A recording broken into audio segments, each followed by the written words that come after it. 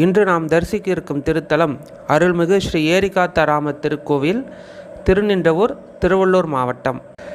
இந்த ஏரிகாத்தராமர் கோவில் பார்த்தோம்னா 108 வைணவ திவ்ய தேசங்களில் ஒன்றான பக்தவத்சல பெருமாள் அப்படின்ற திருக்கோவில் இந்த திருநின்றவூரில் அமைஞ்சிருக்கு.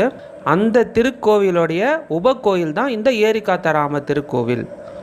இந்த திருக்கோவில் பக்தவத்சல பெருமாள் கோயிலுக்கு மிக மிக அருகாமையிலேயே இந்த திருக்கோவில் அமைஞ்சிருக்கு.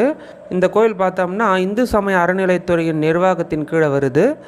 இந்த கோவிலின் ஜீயராக திருமலை திருப்பதியில் இருக்காங்க இல்லையா, அந்த ஜீயர் தான் இந்த திருக்கோவிலுக்கும் ஜீயராக இங்கே இருக்காங்க.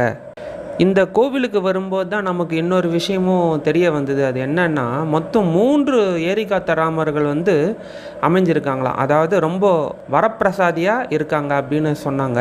முதல்ல பார்த்தவர் யாருன்னா, மதுராந்தகத்தில் இருக்கிற ஸ்ரீ ஏரிகாத்தராமர் என்கிற கோதண்டராமர் கோவில்.